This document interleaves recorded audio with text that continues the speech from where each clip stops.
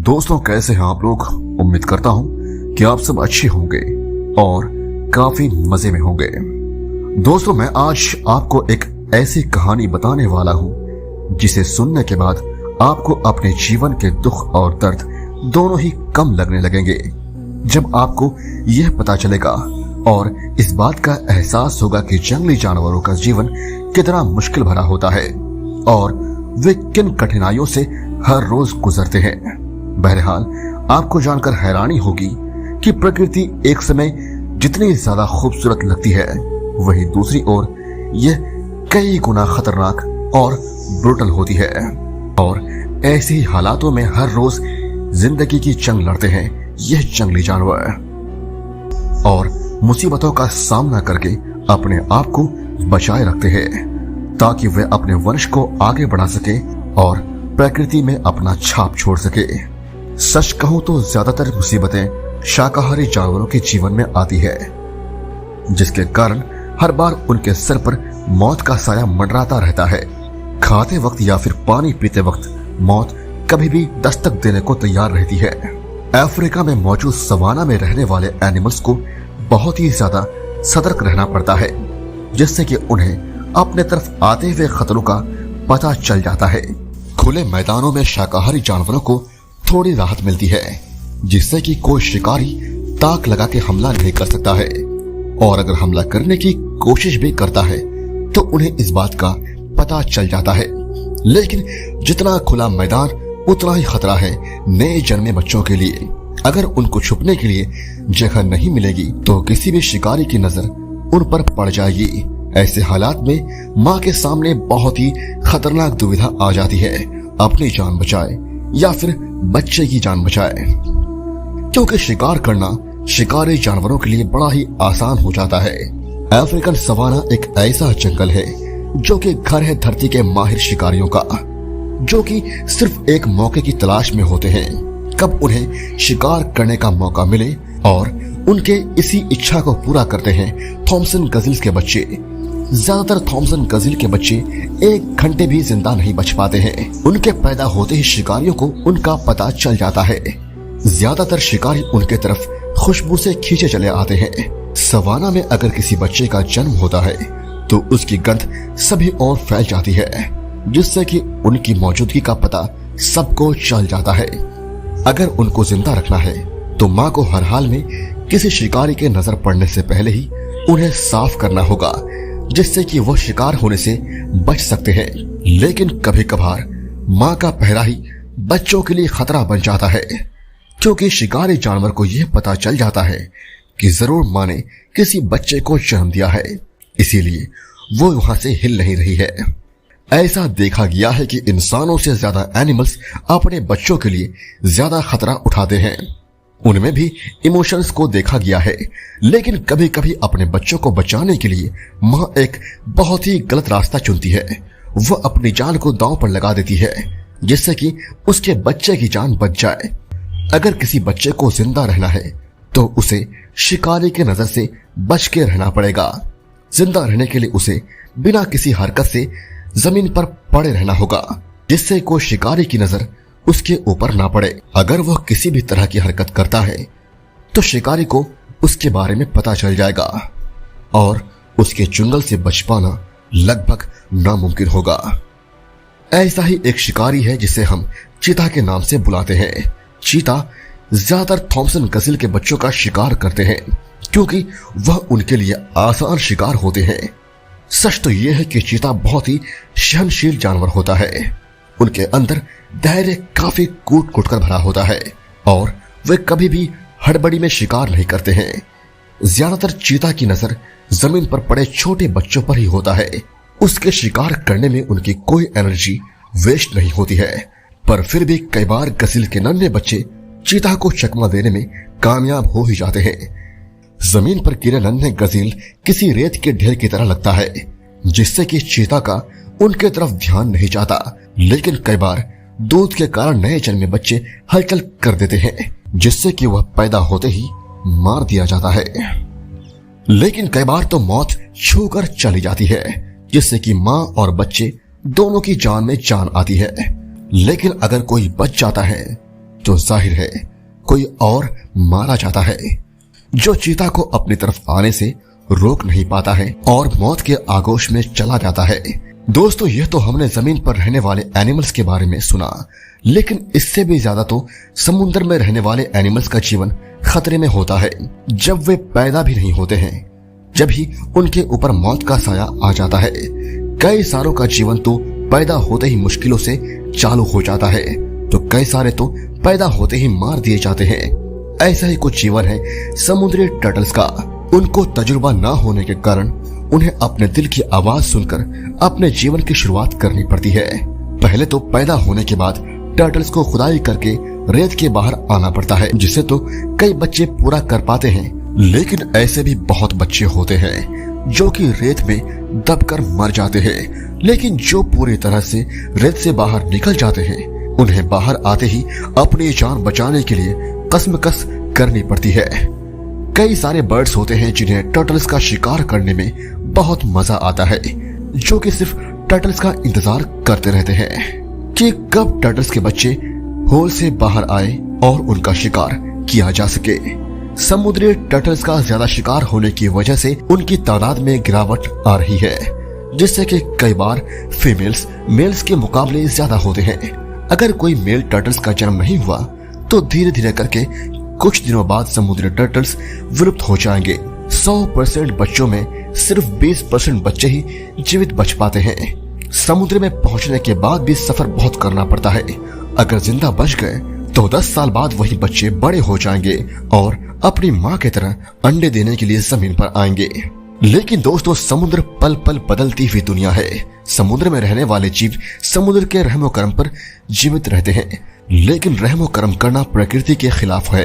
अगर जन्म लिया है तो मुश्किल रास्तों पर चलना ही होगा, वरना आपका जन्म लेना ही व्यर्थ है। सभी के जीवन में उतार चढ़ाव आते ही रहते हैं, लेकिन आगे वही बढ़ता है जिसमें मुसीबतों का सामना करने की ताकत होती है, जिससे वह और भी निडर और ताकतवर बन पाते हैं। ऐसा ही कुछ परिंदों के साथ भी होता है। बदलते क्लाइमेट के कारण उनका जीवन चक्र बदल जाता है, जिससे कि उन्हें अपना जीवन बहुत मुश्किलों से बिताना पड़ता है। कई बार तो तूफान के कारण परिंदों के घर तक टूट जाते हैं और कई दफा तो कई छोटे बच्चे भी मारे जाते हैं, जिससे कि बर्ड्स को फिर से बच्चों के लिए घर बनाना पड़ता है और मादा बर्ड उसमें अपने अंडे भी दे सकती है। एक मादा बर्ड साधारण एक समय पर 3 से 4 अंडे देती है, जिससे कि उसमें से 1 या फिर 2 बच्चे ही जिंदा बच पाते हैं। छोटे बच्चों के लिए उनके पेरेंट्स को बहुत तकलीफों से गुजरना पड़ता है। फीमेल बर्ड बच्चों के पास रुकती है तो मेल बर्ड फीमेल और बच्चों के लिए खाना लेने जाते वक्त मेल बर्ड्स पर खतरा मंडराता रहता है, जिससे कि उसके ऊपर हमला होने के बहुत चांसेस होते हैं। कई बार तो खाना चुराने के लिए दूसरे शिकारी चिड़िया भी हमला कर देते हैं। सच कहूँ तो चिड़ियों का जीवन बहुत सारी जिम्मेदारियों से भरा होता है। अपने बच्चों को अच्छे से बड़ा करना और खुद को बचाए रखना, साथ ही साथ उनको उड़ना भी सिखाना पड़ता है। यह माँ बाप की जिम्मेदारी किसी भी बर्ड के लिए काफी मुश्किल भरा होता है। उड़ने को सीखने के लिए पहले तो पेरेंट बर्ड्स बच्चों को एक बहुत बड़ी चोटी पर लेकर चली जाती है, जिससे कि उन्हें उड़ान भरने में आसानी हो सके और उन्हें उड़ते वक्त कोई तकलीफ ना हो। उड़ान भरने के प्रोसेस में कई बार तो बच्चे पत्थरों से टकराकर मारे जाते हैं, तो कई बार तो शिकारी की नजर में आने की वजह से शिकारी के हाथों मारे जाते हैं। जो बच जाते हैं वे अपने पेरेंट्स के साथ फिर से उड़ने की ट्रेनिंग लेते रहते हैं। जीवन चक्र ऐसा ही चलता रहता है। अब तक आपने यह अंदाजा लगा ही लिया होगा कि जानवरों की दुनिया कितनी मुश्किलों से भरी होती है। हम इंसानों का जीवन कितना सरल और आसान है, फिर भी हम ऊपर वाले से हमेशा कंप्लेन करते रहते हैं। पर सोचिए, अगर हम जानवर होते तो हमारी जिंदगी कैसी होती। आगे जाते जाते मैं आपको इस कहानी में कई सारे ऐसे और एनिमल्स के बारे में बताऊंगा जो सरवाइव करने के लिए क्या क्या करते हैं और किस तरह अपने परिवार का पेट भरते हैं। जिम्मेदारियों के कारण वह किस खतरे से खेलते हैं, ये सब कुछ आप देखेंगे इस वीडियो में।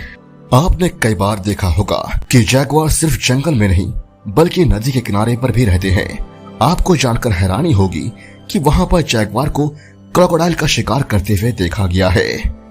दरअसल ये काइमन्स होते हैं जिनका शिकार यह जैगुआर्स करते हैं।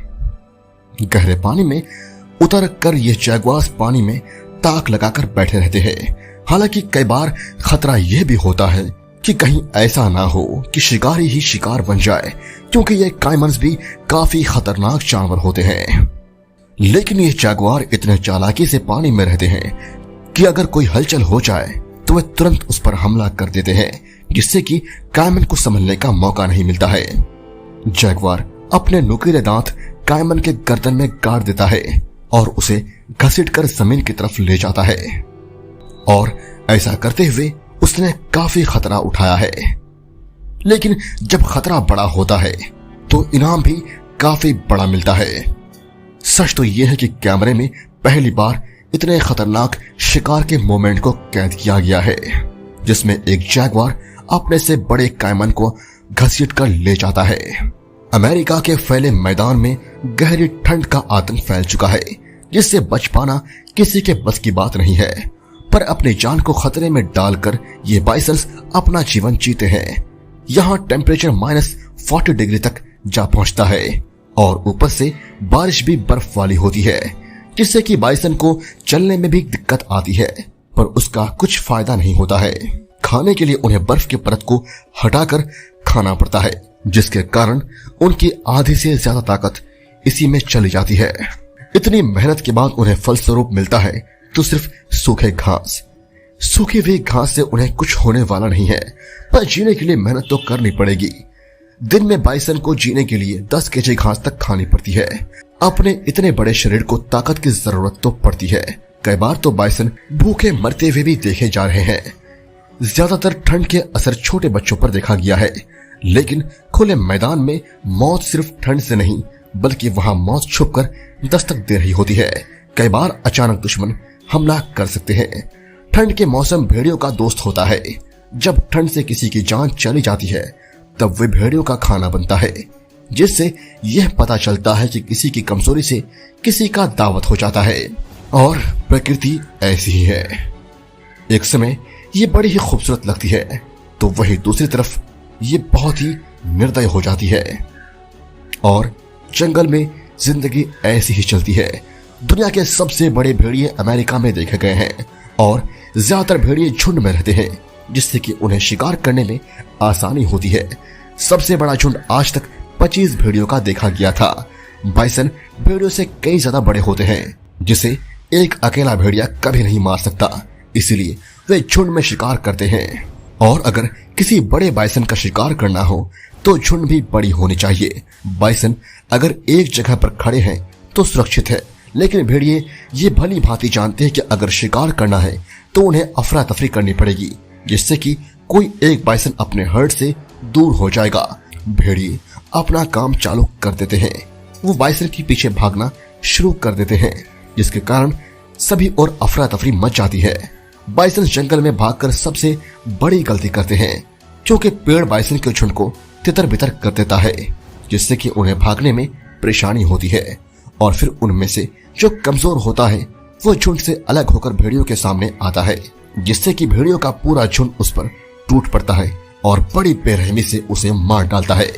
और इसी के साथ भेड़ियों की दावत शुरू होती है। बाइसन्स का वजन ज्यादा होने के कारण उन्हें इतनी गहरी बर्फ में भागने में परेशानी होती है, और यही वजह है कि भेड़ियों को इस पर फायदा मिलता है, क्योंकि भेड़िए लाइट वेट होते हैं और वे आसानी से बर्फ में दौड़ पाते हैं।